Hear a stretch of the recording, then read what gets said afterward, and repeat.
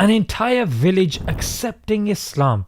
Inspiring, isn't it? Now, being part of that is possible. By donating to this IERA project, it will help many people accept Islam in Africa and equip them to practice it. What better project than the one that brings someone to Islam and changes their entire progeny? Such reward is not only of dreams, but it's a reality. Link in the description. Assalamu alaikum guys, and welcome to another episode of Jannah. There has been a clip that's going round of KSI, the Sidemen, Chunks, Young Philly, the whole gang playing some sort of countdown game, and then an opportunity comes where KSI uses the word PAKI. Look, we need points in it, alright? I don't mean this maliciously, but the word I'm sorry.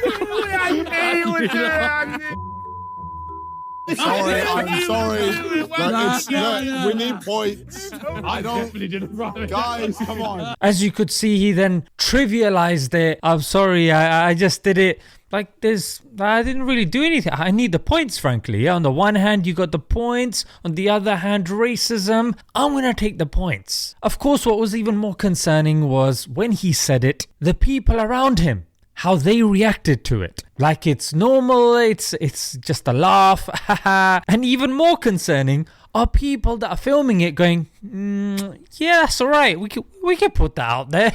I mean, what's going on? And then you know what made it worse?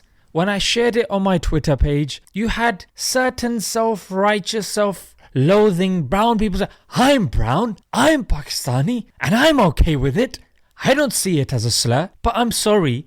Being a Gen Z that spends their time mostly living online, shooting wogs and playing games, and keeping their one finger on the child services button to threaten their parents in case they raise their voice by 1 decibel, I don't think you get to decide or trivialize the pain of our parents and grandparents that actually had to live through this. Oh yes, because Paki has been used against Sri Lankans, Indians, Bangladeshis, Pakistanis, anyone that looks brown. We have all been put into the same basket. And then this peaked in the 1970s when there was something called Paki bashing, where white people thought we were taking over their country and they went finding brown people and beating them to a pulp and then destroying their businesses to such a degree that our parents and grandparents, our mothers, fathers, brothers, sisters still hold trauma to that time. And you will see it from how they even interact in society, because it's not something that you can forget. So when they came to the country, although on paper, yes, we're welcoming people into the country,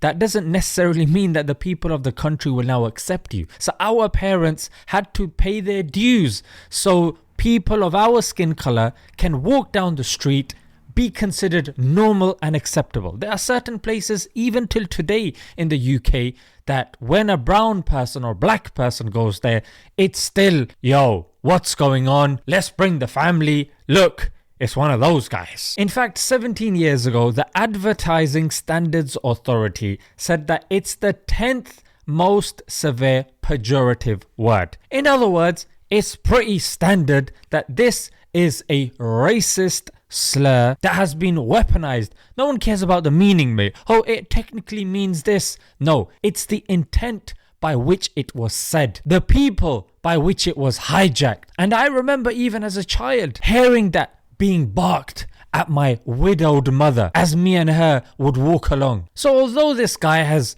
apologized, it's very important for our young generation to understand and appreciate the trials and tribulations that our parents have gone through just so they can be accepted in this society which they choose, and the opportunities that they've been given that they choose to squander on Netflix, self-pleasuring and self-loathing. I mean, we really need to get our act together and look at history, which will motivate us into doing something. Because let's face it, our parents achieved a lot, but they had to change their name, change their way they dress, change even their diet. Because people would say, oh, hey, you stink. Oh, look at the way you dress. Like people that would go to the mosques, they would have a kameez. And then as they would leave, they would tuck it in.